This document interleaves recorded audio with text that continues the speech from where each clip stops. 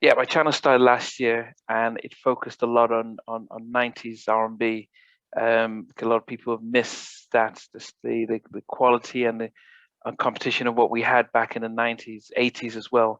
And we got a lot of hip hop, and so people just were disillusioned with music. But I came across your profile and started to see that you were just constantly churning out real quality music. And so it's amazing how you've just been growing and growing and growing. But before we get to that, we always like, I've got an international audience. We always like to start from the beginning, like where you're from, where you were raised, and we sort of take the journey from there. Okay. Well, thanks. First of all, thanks for having me on your show. I'm looking forward to, I call it breaking bread, basically getting to know each and discussing these topics, particularly pertaining to music. So yeah, thank you so much once again for having me. Been singing since I was 5, born in Chicago. Okay. Chicago has a great history of music. A lot of great talent came out of that city and the state of Illinois from the mid 50s, 60s and stuff. So was born in some of the poorest communities out there. A lot of plight of African Americans in America. Wow. Has not been a lot of really great positive experience in terms of how come from slavery to civil rights movement and all this stuff, and just a lot of poverty and growing up in situations where you really didn't know where your next meal was going to come sometimes. So out of that birthed a lot of great soul, gut-wrenching music that carried a lot of people through a lot of tough times. So grew up in that era, man. So that put me in a position to always understand that type of music always wins out, man. You can be faddish, you can do records that everybody's trying to do, that everyone's doing. But when you stay true to the soul of music, man, you tend to kind of like, it gets you across. So that's my start, man, in the city of Chicago. My grandmother was a singer. Okay. And gospel singer in church. Of course, that's the story of a lot of African Americans too. Somebody's grandmama was singing in church, and that's how I started. So my story is not unlike a lot of other people's journey, that especially if you do R&B music specifically. So that's my start. And I just been through a lot as an independent artist, trying to break through the mainstream, and I just realized as I've gotten older that the only thing that matters is consistently making great music, doing what I love, and trying to help people that really want my help. Yeah, but if we go back, because you talk about growing up in Chicago. I know if people think about Chicago as a Cotton Club, was that in Chicago? Yeah. Okay, so we kind of go back to those eras. But I went to college in Milwaukee, in Wisconsin. So used to go down to the Windy City quite a bit. And but back in the days when you were growing up, who were your musical influences that you were seeing? I know your grandmom and you said in church, but outside of that, that were actually making a living out of there, who were you looking up to? Oh, well, there's James Brown, of course. I always mention James Brown first, the godfather of soul. Come on, man. So I'm talking about the singing James Brown, not the screaming James Brown. Okay. The black and I'm proud kind of guy. He started screaming, but right before that was Please, Please, A Man's World. Bad. Yeah. That James Brown singing. He was singing. And that's kind of like Michael Jackson when he was with the Jackson 5. I got my influence would kind of range from that to Shy Lights, Temptations, Motown. Everybody on Motown was ridiculous. They wasn't putting out nothing but hits off of Motown. Yeah. So my grandmother actually played a lot of those records during the weekdays, but come Sunday, we better be ready for church. That was But in church, because pretty much 90% of the my guests were singing in church. Did you actually sing, or were you just attending and watching your grandmom? Well, I just watched my grandma when I was younger, and of course, as I got to grade school, middle school, high school, and stuff, I started, being a part of like choirs and stuff, like competitions and stuff. And of course, talent shows were real big back then, with break dancing and dancing and singing. Talent shows are like a lost art form. I'm just weird that people aren't doing really talent shows anymore, and doing stuff to kind of like promote people's talent anymore. This is crazy to me. I guess because it's not safe a lot of places, around the world with doing stuff like this, specifically in America with the gun stuff we got going on here. So I think people just really leery about going to places like that, and which is weird. But anyway, music, man, has been a part of my life for a long time. And you know, as much as you fall in love with music, you can fall out of love with it. So it's like that beautiful lady you fall in love with or you fall for, and when things aren't going right, you tend to fall back that way. So music can do the heartbreaking experience in business sometimes. For all the highs, there's a lot about peace and valleys. No, I've got I think when I started interviewing everyone from Don Robinson to Melvin Riley Jr., everyone started talking about the business side, and it's so we'll probably come to that a little bit later. But I wanted to still go back to when you were high school, and did you then start thinking? When did you start thinking singing could be? I won't say a way out because I'm not sure what the situation was, but as a career. I didn't start thinking that until probably high school, maybe my senior year, and not even then because I was too busy trying to finish high school. I mean, my journey was crazy, man. I've been on my own since I was literally about 8, but I've been on my man, living on my own, paying my own bills and paying for my own way since I was 15. So I mean, yeah, it's real talk. So, but my senior year of high school, I was focused on just trying to work a couple of jobs, pay for an apartment, and keep a car, and get through high school. And right out of high school, I went straight to the military. So that's kind of was my experience. So I didn't really think about music as a profession or anything like that. I always listened to it and love it and study it and sing and stuff. But I started taking it serious once I got to the military. So the question I guess going back then is, you know, I know South Side of Chicago has its reputation. How were you able to? Because you say you were focused on finishing high school with all the distraction going around, and especially since you said at 15 you're on supporting yourself. How did you keep yourself straight in order to finish and not get distracted with what was going on? I just, you know, my grandfather, man, and my grandmother, the two, you know, the patriarchs of the family at that time in Black families, typically is your grandma or your grandfather, if he's around, that really instill the hard-learned lesson. Because you got to remember, my mama had me at 14. She was pregnant at 14, had 15. So we were basically could have been brother and sister versus mother and son. So we kind of grew up together, and she was just still trying to figure out who she was having a baby. So my grandmother basically raised me for the most part. And she married my grandfather, who was a really stickler for discipline and teaching me how that I got to be smarter than other people, not better than other people, but smarter than doing the dumb decision that other people were making. Let me say that. Yeah. And so he told me that if I didn't straighten up and act right, fly right, and do what I was supposed to do, I would probably find myself in prison or no longer on the planet. So, and he was right, because around those times, the drugs, crack cocaine was a real big trending item. It still is, obviously, but it was really rampant in the 80s and mid 90s. I mean, of course, prison was always a deterrent, a deterrent rather.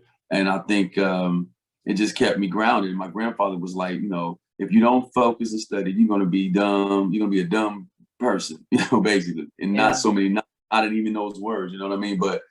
And I wanted to honor him because he was a great dude. My grandmother was a great woman. So honoring my grandparents was really important to me because I recognized early on that they were really great influences, and I needed to listen. So, and that's really, man, to listen at an early age. Yeah. The military, how did that come about then? Why? Well, I got accepted to a couple of historical Black colleges at the time, and I really wanted to be a politician. Okay. And I had other aspirations, believe it.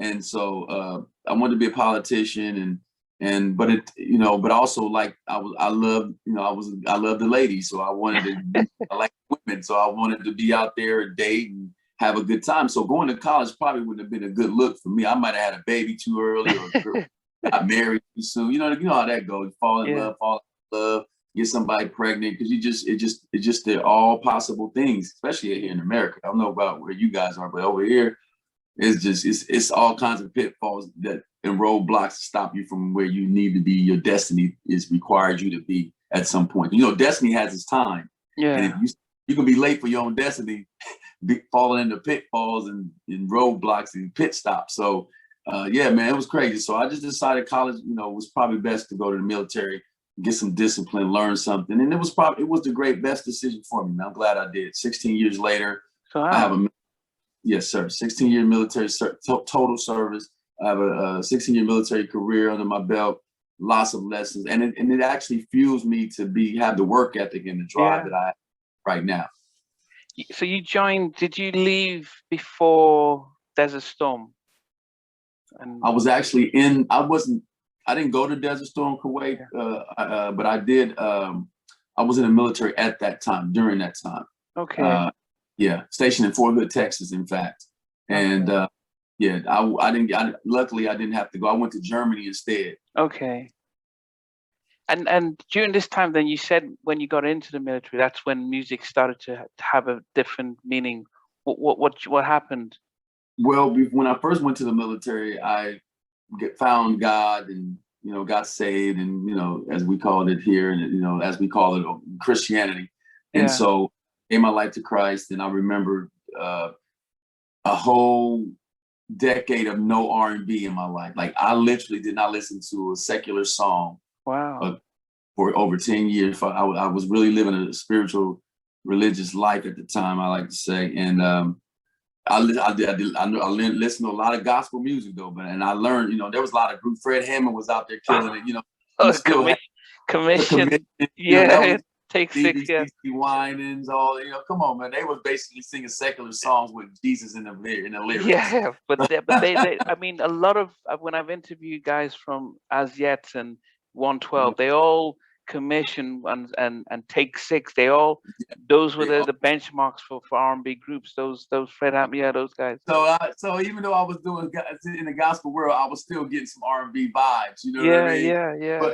But I walked away from rhythm and blues. I mean, I missed a lot of Joe Levert. There was some really great songs that came out around that decade. I mean, I missed like the whole, like, maybe 88 to probably 94. Wow. I no music. I mean, if you go back all and track the New Jack Swing guy and I missed all of that, man. Just Today and all record. Yeah, but I caught up though.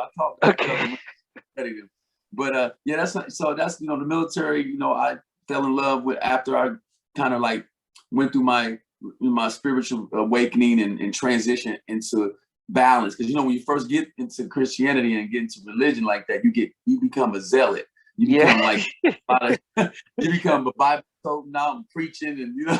Yeah. I went through all of that, and, you know, I finally like balanced out and recognized that a zeal without knowledge makes you kind of stupid. I mean, kind of goofy. I don't like the word stupid, but it makes you kind of like a little ignorant to certain things. I was crazy, but I got out of that and focused on balance and went back to loving all music, gospel included. It's crazy, man. It was crazy. Yeah, I mean, it is. As I said, it is a balance, because, you know, I am always thinking that if you were a Christian doctor, you kind of still go and treat patients. You don't just say, no, I need to only go to church and heal and treat those people. So that kind of balance is good that you find out at the right time. Exactly. It's like just some of the stuff you get conditioned to fall in. It's amazing, but that's a whole nother conversation. But but I found my groove back in R&B, and then around that time, Boys II Men, Shy, Silk, all the groups really doing well in the 93, 94 era. I think it was around that time. And so somebody heard me singing somewhere, and then they told me about some group needed another singer, and I was the first tenor, I think. And they called me up, man. We were all scattered all over Germany at the time, different little cities scattered throughout Germany.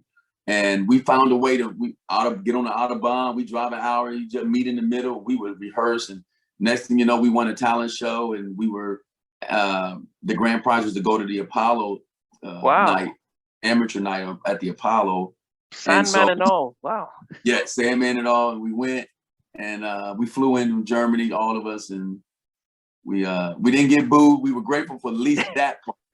We believe we won the talent show, but on an amateur night, it's not like Showtime. Showtime is more Hollywood polish.